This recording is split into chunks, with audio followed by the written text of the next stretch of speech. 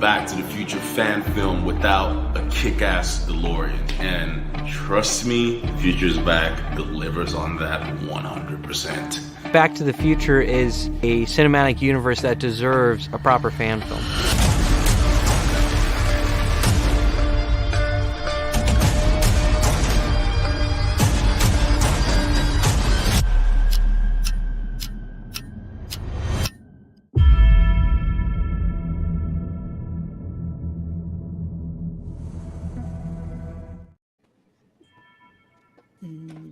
Dude, sign me up. What's that? Yeah, what is All right. it? Future's Back is an ambitious fan film set in the Back to the Future cinematic universe where Sign me up. What's that? Future's Back is an ambitious fan film set in the Back to the Future cinematic universe. Someone has multiple tabs open. Obviously. We're live on Facebook, everybody. This is what happens when you're live. I love it. Yeah. Okay, just real quick, if everybody can have just only one tab open. This is what happens when you're live. Okay, just real quick, if everybody can have just only one tab open. Oh, All right, I've checked mine. I'm good to go. Me too, yeah. One by It's one. definitely Luke. Testing. I think it's mine. All right, I've checked Oh, mine. that's I'm good to go. All right, One by one. we were getting caught in a time loop there. Well, Space Continuum. Anybody? I love it. we were getting caught in a time loop there. All right, everybody go through your tabs real quick. Yeah. I only have one app open. The Yeah, me browser. too. Tab one is one. Well, I know what I'd do if I had a time machine now, at least. Everyone can see and hear you. Having issues.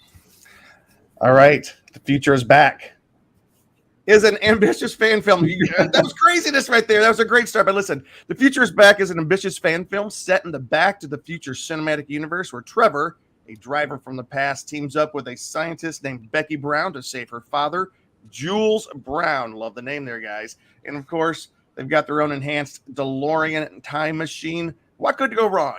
This week, we are going to meet the creative team. Benjamin Lewis, he's the co-creator and lead designer. Jesse Boots, co-creator and director. Michael Chance, co-creator and producer. And Chris Ely, he's the producer, line producer this week. Everybody, welcome to the Con Guy Show. We couldn't be more than happy to have you guys here. Thank you. Thanks for Good having job. us. Thanks for having us. This is one of our Con Guy shirts. We are big fans of the Back to the Future universe. We apologize for that little snafu at the beginning. By the way, I think it was my fault. But I knew it. Ah, I know it's not anyone. These are all tech guys. They all know how to run stuff, and they're all sitting there thinking these amateurs. Anyways, guys, welcome to the show. My name is Jim. I am one of your hosts. You can find me at James D. Fry. Cheese on the couch. Introduce yourself. Hey, Jim. How you doing? Cheeseman, Back to the Future super fan, one of the founding members of the Con Guy, also a screenwriter. So I'm also a filmmaker, like some of us.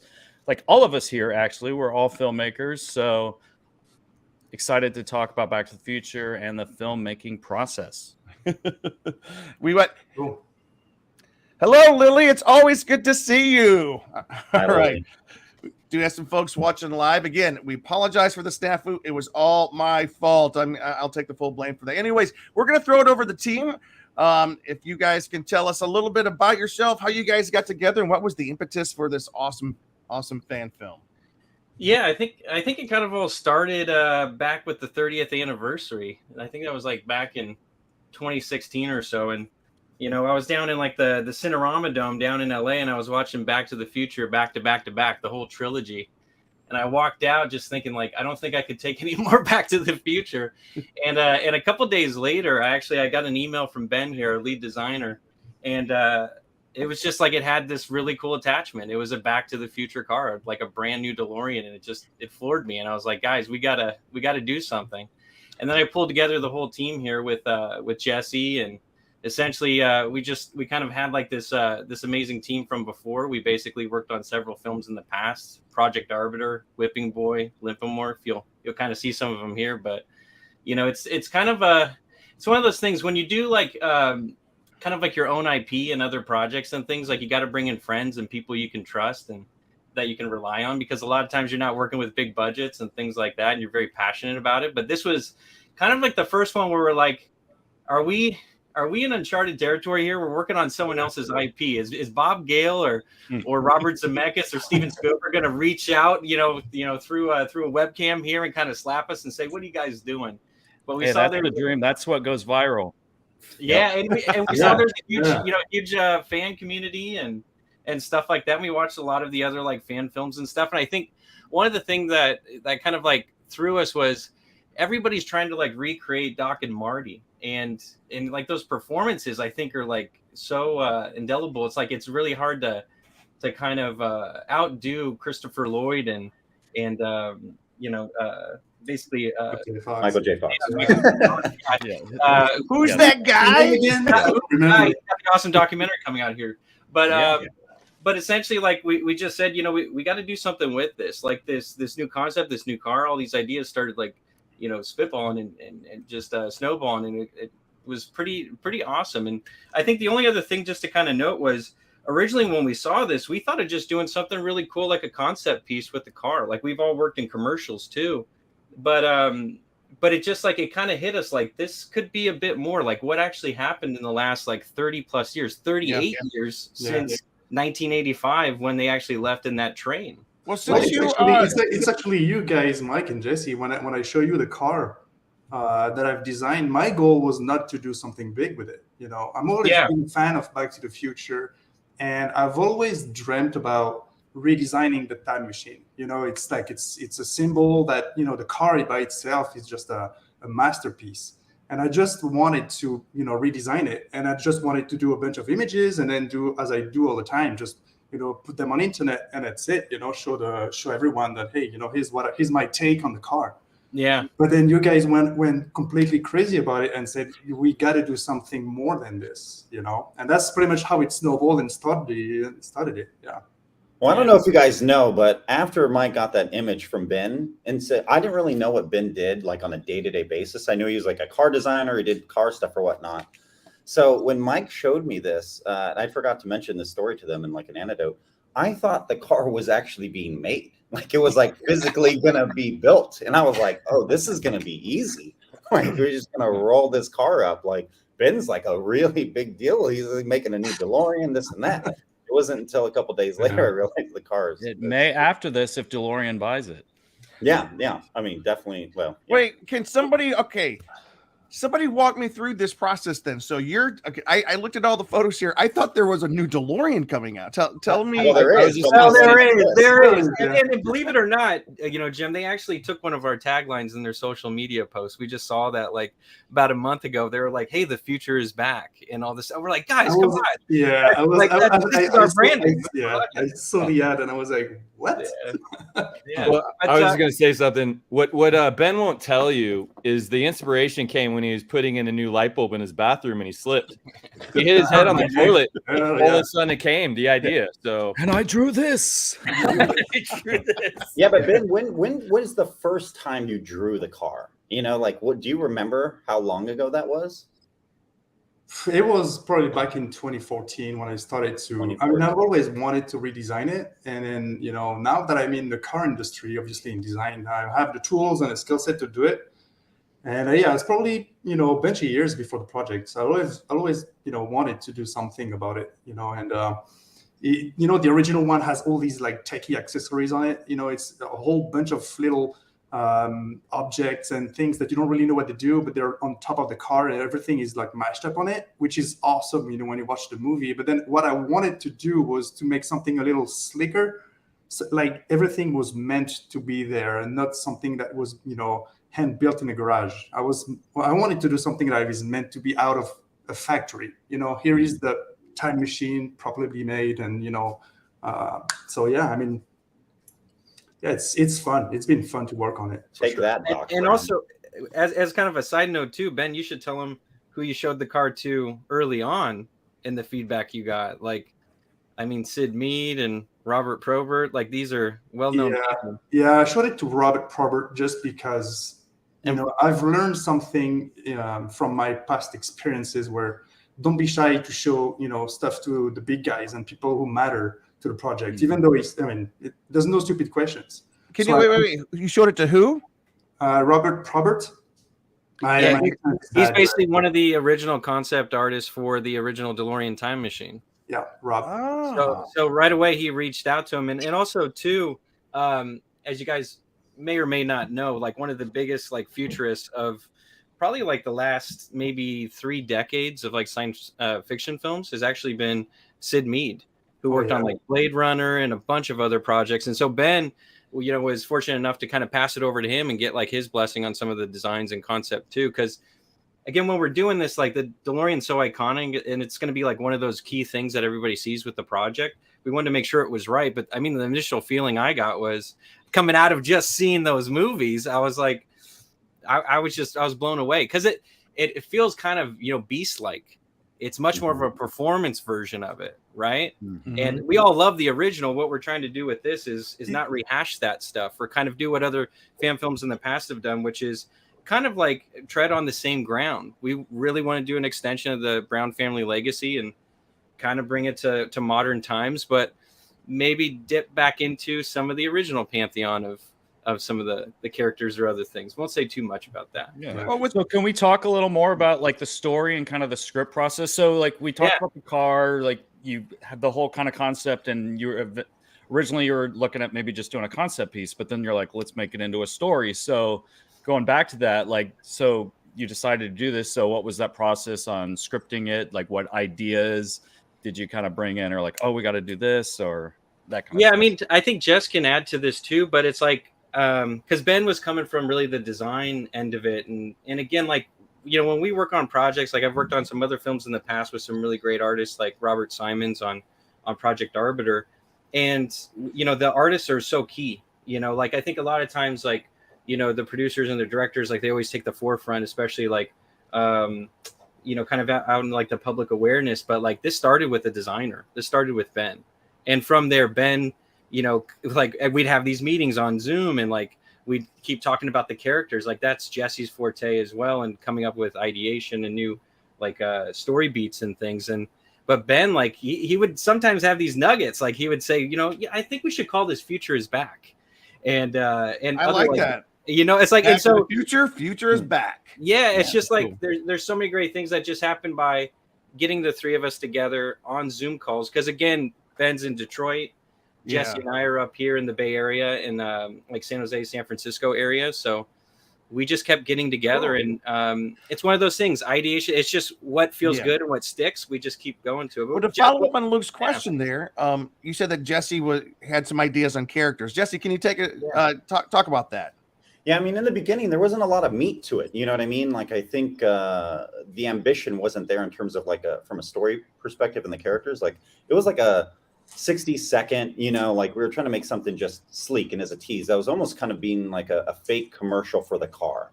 Do you know what I mean? Like, oh, we are making a new DeLorean and we're going to pitch that and obviously put a little bit of Easter eggs with Back to the Future. But I think what we quickly realized is like our love for the movie of Back to the Future. We're like, as storytellers, all of us, we're like, well, we could expand this. And if there's anything that Mike's really good at is it's pushing us to like, let's see where we can take this thing. So a quick, 60-second outline treatment quickly became, a 4-minute, script. And then that ballooned up to a 10-minute script. And then, as things and now it's an hour, right, Jesse? Now it's an hour. It's not an hour. But you have two main characters. Can you tell us about them? Yeah. So what we essentially kind of settled on was like, okay, we're not going to pick up like kind of Mike alluded to with Marty and Doc. And then, we had this great idea. And I think this was driven a lot by Ben. He had this Jules Brown Industries. And we're like, okay, so what if Doc Brown's kids, and one of them, in this case, Jules, kind of like had this kind of like corporation, this thing, and like kind of made it a little bit bigger. But we didn't want to focus on him either. So we skipped a generation and we're like, okay, he has a daughter. She's going to kind of be our kind of like, stand in proxy for the Doc role, Becky. And then Mike kind of was like pushing, like, well, what if we took a character, from the past and brought him into the present? We needed a new protagonist. We didn't want to, again, just go down the same kind of path with what Marty was. And that's how we landed on Trevor. And so Trevor is this character pulled from the past into the present. And him and Becky kind of have this friendship that you could, maybe guess could be somewhat romantic in nature, but it's really just kind of a platonic in nature. And they're kind of the Marty and Doc, but more of on a peer side of things. And then from there, we just kind of, kept pushing. And Jules was kind of pushed into the background to be kind of more of like a mysterious character, because we wanted to focus kind of on this generation. So yeah, Dio, plays Trevor, and Joni plays Becky. Those are our two main. They're kind of thrown into this adventure unwittingly when something happens with Jules, and they kind of launch off and have to discover and solve these things. So that's kind of that's how we came to kind of finding those two characters. All right. Trevor has no tie to anybody in Back to the Future, No, unless no. his last name's Wilson, because the Mayor Goldie Wilson. No, Nope. yeah, and he's got a really unique kind of backstory. We built out all the backstories together, and he specifically you don't get too much into it in like the in the short film, but since we're doing this great interview, it's nice to kind of give a few extra tidbits. But there's a lot there about him that kind of like goes back to like actually the 60s. We kind of wanted to, since the original trilogy was jumping back to like the 50s so much as kind of like the foundation, we wanted to again kind of get into a bit of a continuation of that era. What's the next step after that? So maybe if this thing ever lived on after this first kind of short, it'd be fun to kind of see like, okay, well, what's going on with the original characters in the 60s, right? And so there's kind of like this retread area there, but still like we're telling our own story with these new characters that are a part of the lineage. Let me just take a break real quick just to say hello, Nathan. What's up, the con guy? Good to see you. Corey Adele. She just wants to know, where'd you guys come up with the idea for this little fan film? Yeah, it all started with seeing a piece of concept art from Ben here, our lead designer. So just from that alone, and again, it was around like the 30th anniversary. We just got super excited. And we're like, we got to do something with this. And when Cameron Thompson said he can't wait to see the finished product, which leads me into same with us. Hey, same with us. Yeah. Wait. Let's talk about that a little, because you do have the road to 88. Let's go ahead and mention that. Like, you do have a Kickstarter going. We put the little Kickstarter down there. Yep. And That's nifty. And so the principal photography on the film is complete, and we're going to go through a little bit of the production about that in a minute here. But you're just kind of looking for, is it finishing funds, special effects? What? Yeah, for the most part, just trying to raise with our main goal, $30K. So we've done a lot of projects in the past. We'll probably, Jimmy Luke will probably share some of that with you in just a moment here. But we usually bring on like a full visual effects team. With this one, we're just trying to bring on kind of a small group. And so with $30K, we can get very, very high quality visual effects completed for this 10-minute short. But the road to 88 is our entire Kickstarter campaign. So we have stretch goals that will allow us to essentially like increase the quality and the fidelity of the imagery. Like, we've done a lot of super, high end, sci-fi films in the past, and like quality is really key for us. Like, we won't release it until it looks perfect. And so for this one, we're trying to raise up to 88. That'll get us an additional 30K for an entire visual effects studio. Jesse has wonderful connections in visual effects up here in the Bay. We've worked with them in the past, and again, if we can raise enough, you might be thinking, what is 60K worth of visual effects going to get in a 10-minute short film? Well, go look at Project Arbiter and you'll see what even less than that gets you. So it's like, it's pretty ambitious. We're trying to make this look completely photoreal. So. I think the thing is too, is like Ben's level of concept art and design already kind of reaches a really high quality. And so by having that out in the world now as like a point of context, we don't want to deliver on anything that's, less than that. From a still perspective, he has mapped this car out in environments and angles, and with all the details. And I think it would be a shame if we weren't able to at least match kind of the quality of his images and of his design, but in a moving, medium. So yeah, exactly. I mean, the goal is to pay the fan film pays its proper tribute to the trilogy. We're fans and we like things well done. And I think we need to get to a level where we are really proud of what we've done. And, we need that fan film to pay a proper tribute to, like, actually, at least visually and in the quality of it, to be really, really nice and polished, for sure. Yeah. And that's another thing too, Jim and Luke, like, with our team, and especially with Chris too, and what we were able to do on site with our production, like with a very small group of talented people, like we're really pushing what we can do budget wise, but we're getting like really high quality stuff, great actors, great crew. Again, we're trying to squeeze everything we can out of it from all the previous films we've worked on, like in like the past decade of independent shorts. So it's kind of culminated to this one. We're like, I think we're ready to actually touch somebody else's, intellectual property, and something as sacred as Back to the Future, for all of us, because it's kind of hollowed ground for us. We really love it. Oh, it is. It is. Like I have this. I know. Yeah, we got to see you guys fan out a little bit. Let me see. Let's go. So layout right here. This is a cool piece of artwork that I bought. It's the Libyans. Yes, it is. It is. It's so cool for people who know what this is. It's such a beautiful piece of art. I love the yellow. I love the yellow in the background there. That is awesome. Yeah. Luke, what you got? Oh, as far as things I've collected, so many things. I mean, obviously I have this print behind me, but where's the photo? So this is just one little shelf of some of the things I have. Obviously some of the Super 7 figures. I do have that hoverboard. That's hey, Luke, who signed that? I see you got a couple things signed over there. Yeah, so I have Bob Gale sign some of the stuff cool. I've had, and then part of Griff's gang, I had two of the actors from that, not Jason Scott Lee, but the two others signed the Casey Size Moscow. Mm-hmm.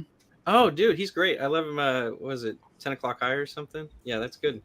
And then Michael J. Fox, the Back to the Future 2, my cousin bought that to me. That is signed by Michael J. Fox. And then, of course, I collected some of the Funko and then the Hallmark things. And then I have a bunch of the NECA not shown here, and a bunch of the Super 7 stuff that's come out that's looked really cool, which has that kind of like vintage looking toy thing, like had it existed in that time period, like what they would have looked like. So very cool. Whole lot of things. And then obviously, and Michael, we were I don't know if it was the same time you went, but what was the date? We were there at the Cinerama Dome for Back to the Future 2. What was the date? God, what was it? I think it was like back in, because like we were doing concept art and storyboards back in 2016. So this must have been 2014, 2015, something like that. What's the date from the movie? Yeah, it was the anniversary of when they went Back to the Future in 2015. 2015, that's what it was. Yeah. October 21st, 2015. I don't think there were that many showings of it either. Day. No, it was pretty cool. Yeah, you guys might have been there together. So I know you might have been there at the same time. Hey, but That's can cool. you just mentioned when you were doing like your production art and stuff? We're gonna show some slides here, kind of like pre-production of you guys getting the film together, and you said you use some pretty talented artists to get your storyboards together, right?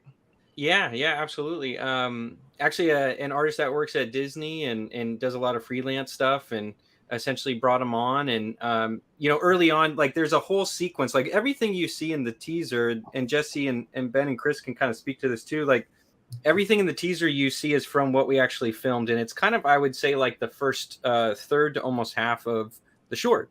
And then basically once this kind of time travel moment occurs, time travel in a way you haven't really seen before, which is pretty exciting.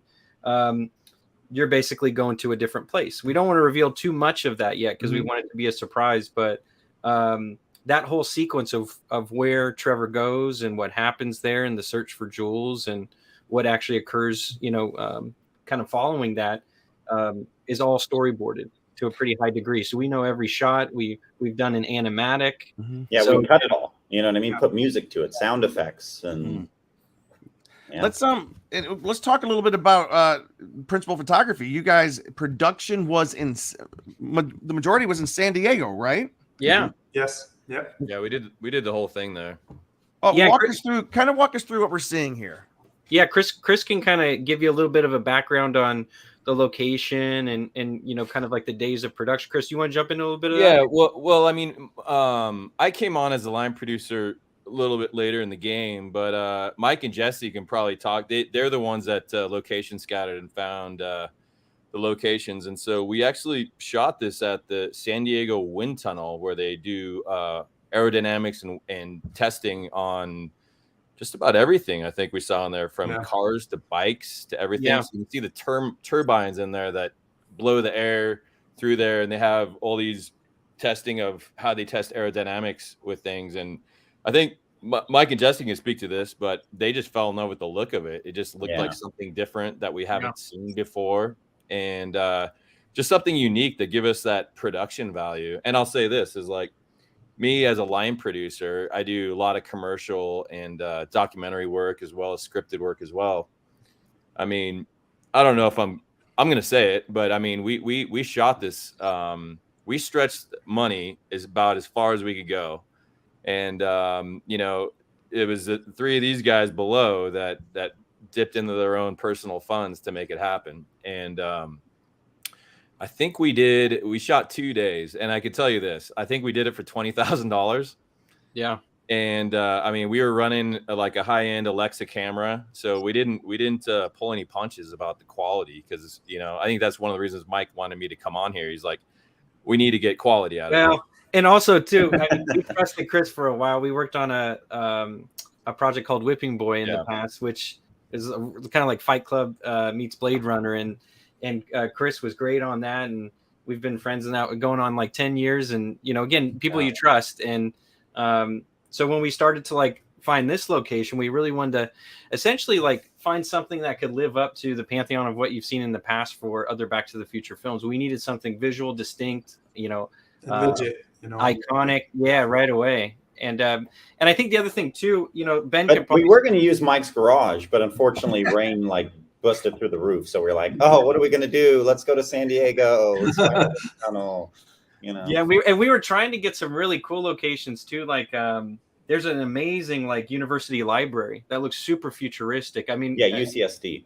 Yeah, and quite a few, I think, Jess, you might recall, like quite a few of our location scouts in San Diego. Like we wanted to get Ben out there, but he was in Detroit. But again, some of the spots we went to informed what the story would be as well. And I think you see that a lot in independent filmmaking. You have to be very flexible and go with your instincts. So when you're you know, getting on set or you're finding a new location, you got to just like build it into the story as well. It's kind of these happy little accidents. And we found this wind tunnel, and we started talking about, I think, Ben, you know, maybe you could chat about like the idea of like putting the car on like a dyno and like, you know, almost like performance stuff. It makes sense like in a practical sense of how they would test the car, but also how it time travels. Yeah, exactly. Potentially, well, first to finish up on San Diego, you know, the location had to be legit. And when we saw, you know, the first images of the wind tunnel, like that teal corridor, like hallway, is really what sold me like right away, you know, because, you know, as a designer, I look like textures and lighting and architecture and the dynamics of it.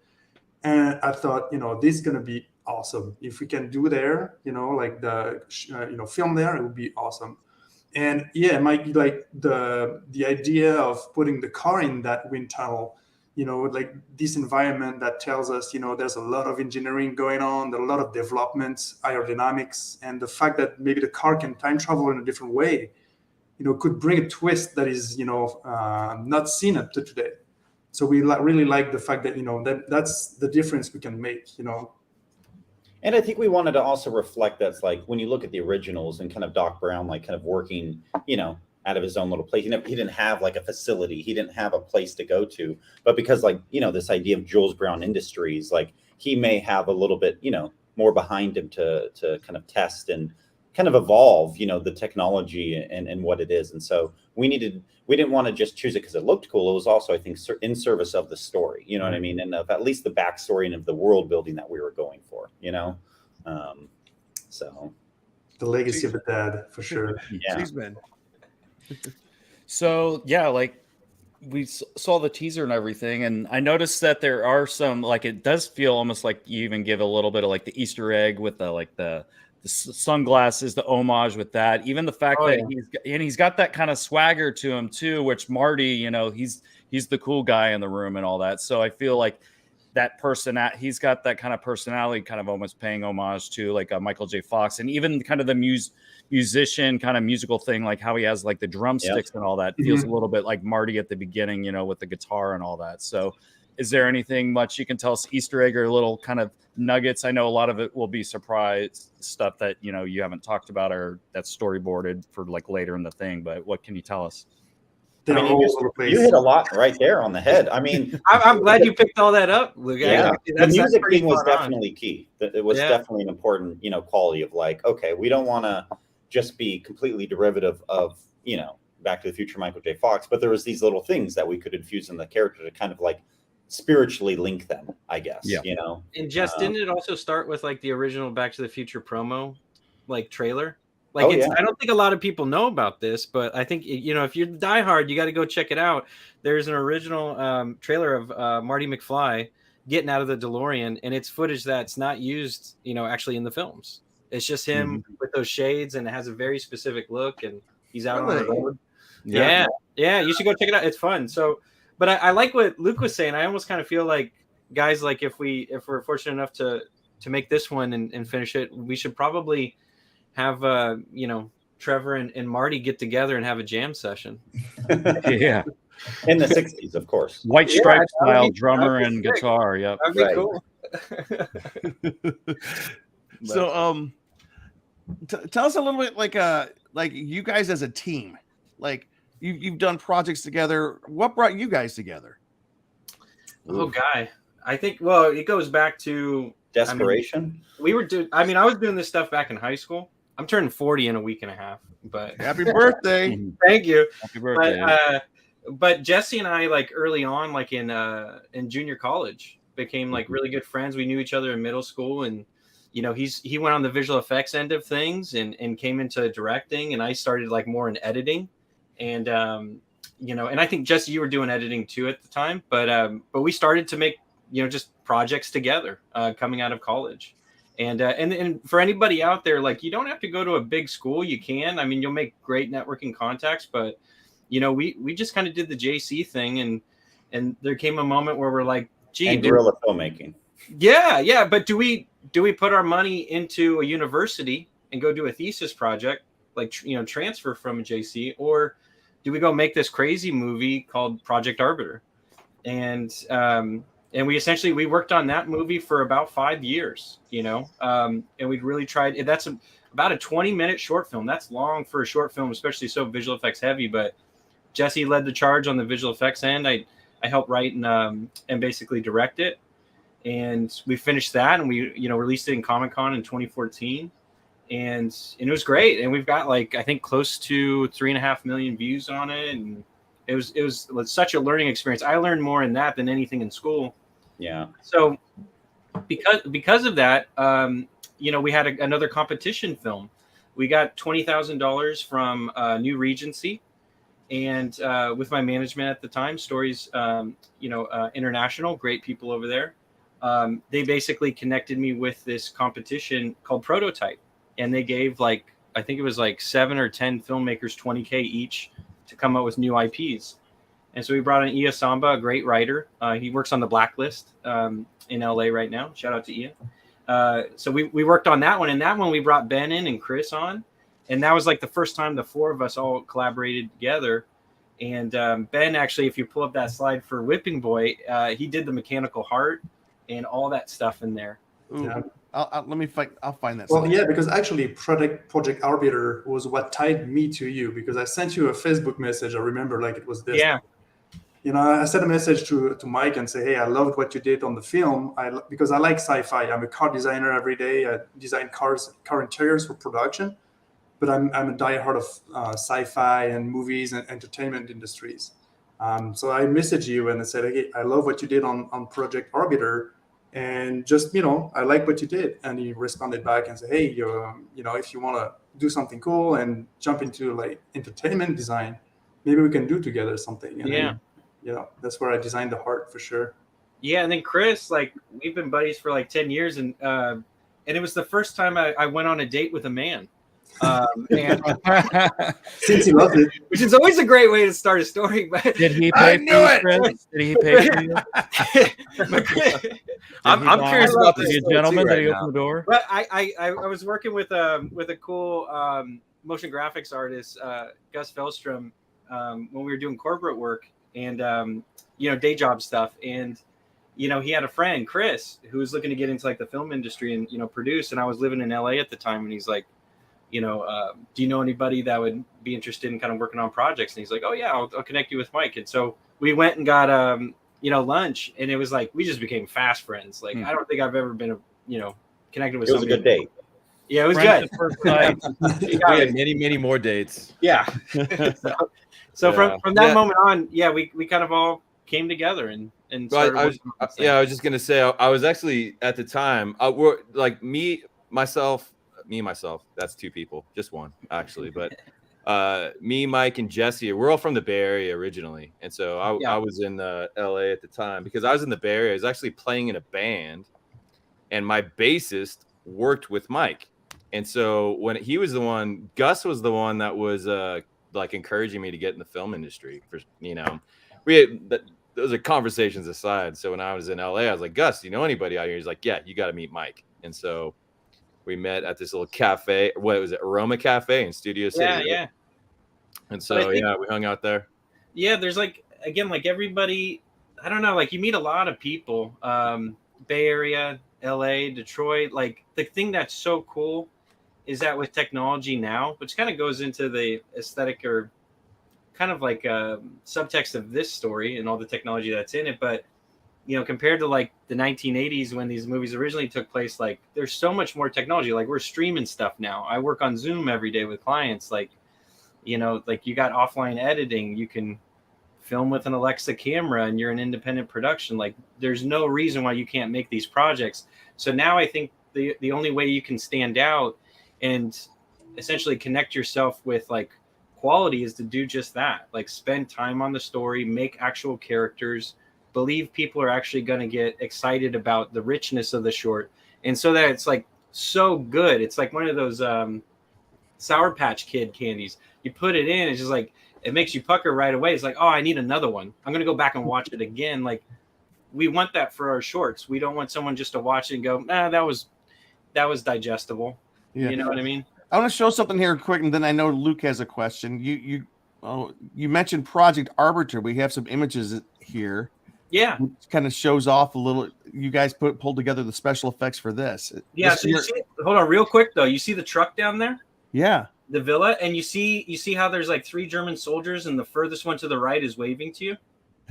Yeah. That's Jesse. Right there. so everybody on independent projects, everybody's an actor, everybody's doing crew. Spielberg style. Yep. Oh yeah. Fablemans. Yep. So talking about characters and act like pre-show, we were talking about the casting process and all that. I was can you tell the audience a little more about that? You had these 2 main characters that you casted and stuff. Can you tell us how you got, you know, them and then the casting process and how that all worked? Jess, you want to kind of dive into some of that? Yeah, I mean, you can speak a little bit more to Dio, I think. So why don't you start with Dio, and then I'll get into Becky. Yeah, I mean, Dio and I collaborated on a few projects in the past, and we were even like developing some stuff. And he's just been a really good friend through a mutual friend, Tracy Hayes, great director down in LA. So for the most part, we've worked on independent projects way back, right before he even kind of, you know, broke big and got cast as Thresh in the Hunger Games, the original film. So that was like his kind of like call to action into the whole industry. And so I knew him, you know, just slightly before that. And he's never changed. He's an amazing man. He does great stuff. He pulls people together. He's like, I see him being an Uber producer beyond just being a great actor still. So it's one of those things where it's like you want to just be around him as well. He's a great guy. But we've always been trying to find a project where we could have synergy on it and he could be the lead. And we were basically writing this and we're like, you know, this is perfect for Dio. Like he already is Trevor. And, you know, we'd love to see something kind of from him. He plays, at the time he was playing some more kind of like, dramatic roles and things like this. And we just wanted to do something where it was a bit more fun, but he could kind of have like a little bit of a wink to it. Mm-hmm. And that's nothing better than Back to the Future to play in that sandbox. So we didn't necessarily do any auditions. We already knew he was great for it. So he was the first one we brought on. Cool. Definitely the complete opposite of the other process. You know, it's like you have one hand, you have this person where it's like you instantly know that you want him and you hope you can get him. And thankfully we were able to.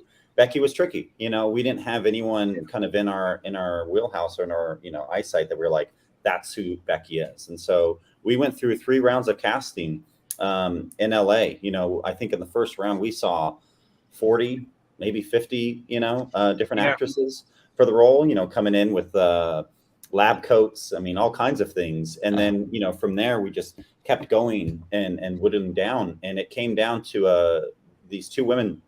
And something just sat with me for Becky. You know, there was a quirkiness, there was a funkiness, a cuteness, you know, to her, to Joni. And, you know, she definitely earned it. You know what I mean? It wasn't like we saw her right away. And obviously we liked her and we wanted to continue, but it took some time to land on her. And so glad we did, because she brings a fun, you know, erratic kind of docky, you know, new energy. Yeah. You know, of the Brown family to the character. She told us too, and I think we got an interview clip of this too that we could put on social. But she's like, you know, she basically said like to her agent, she's like, I got to do this. Like I am Becky. Yeah. So, awesome. We were very fortunate, you know, with the cast. Yeah. Like cast makes or breaks, especially with short films. You know what I mean? You usually don't have access, you know. To the people, whether through funds or, you know, connections through, you know, all the various channels you could. Well, we are kind of I mean, we've been look at there 40 almost 45 minutes we've been chatting. Wow. This has been great. Now listen, we got a couple of comments if you guys don't mind. I mean, just April Robinson, good stuff. Consider me a new super fan. Excited about this project. Hey, thank you, April. Thank you. Then this next question, if we you can send it to me. We'll post it afterwards. Could you post the links to the past shorts and works you all have on the web? From Win, he'd like to see that. And then Win, he was asking, will it be a short or full length? And this one is a short. Well, it depends on if we reach the stretch goals. 188 million. And if we do, we can make our avatar version of it, you know. But I think short film, like, yes, in terms of like if you're going to compare it to short versus feature length, we'd call it a short film. But I think it's even better to think of it more of like in an episodic form. You know, like there's obviously more story, there's more meat that, you know, we could get into. But I think right now we're just focused on this one. You know, want this to be successful, want to kind of serve something up that can, you know, people watch and enjoy. And so yes, it's a short film, but it's not necessarily, you know, the complete story. There's other things that we could, in other places we could go, you know. Luke, do you have any other questions, Luke, before we kind of well, real quick before I move on to a question, I just my notice kind of with Becky too, because we're talking about, you know, she's part of the Doc Brown bloodline, but I also get a little bit of Clara a little bit with her, with kind of her look or feel, like, because she was very quirky, and even with the little kind of like the curly hair and all that, I can also see how she'd be related to Clara and stuff. So I like that as well, and like the casting. I think Luke is going to write a whole film critique on this short one. From what little I've seen as the subtext of Future is bad. Intentional or not, but intentional, obviously, intentional, all of it. But back to kind of the Kickstarter, there was a mention of like music and score, and, you know, like the Back to the Future theme is so iconic and stuff. Like, what can you tell us about the Kickstarter and what you're trying to maybe do with the music and all that?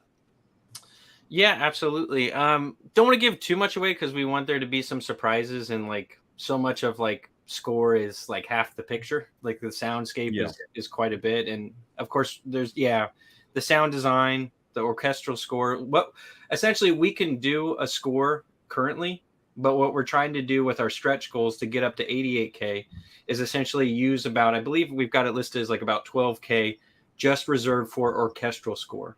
So we've talked with a few folks, and Chris knows some folks too, where we could actually record actual players, right? Violins, things like that. And there's techniques where you can loop those over each other. We don't necessarily have to have a full orchestra. That'd be great if anybody wants to sponsor us out there, or give us some time at the Universal lot. We'd be happy to go. But for the most part, what we're looking to do is bring the fidelity and the quality of the score up, so you really feel those big moments, because like there's some pretty epic driving sequence stuff at the end of this. Yeah, Yeah. because I've seen the film actually played along with like a live orchestra, and music's such a big component of that. And then just one more question about the Kickstarter. Like a lot of times with Kickstarters, there's perks or different things you get for donating or certain levels. Are there certain perks with this Kickstarter that you're doing? Oh yeah, Yeah. definitely. I mean, Jesse knows him. Jesse knows him well. He created some pretty fun titles, I gotta say. yeah, I mean, we got things all the way from obviously, a digital thank you to T-shirts. We got keychains. We got props. That'll be signed by the talent, like the drumsticks, for example. Nice. Obviously, is a very kind of significant piece. That'd be very cool.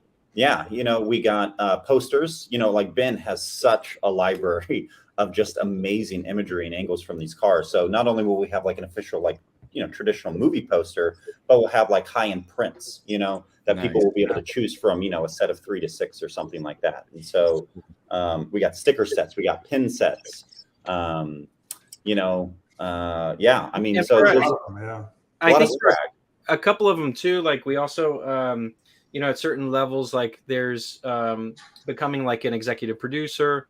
We got one that's 10K if you want to be an EP and have your production company be a part of it. So that's kind of cool. Like in the past, we've even had like co-signed visual effects studios come on and help us on things, and they get their logo on it. So that kind of stuff's open.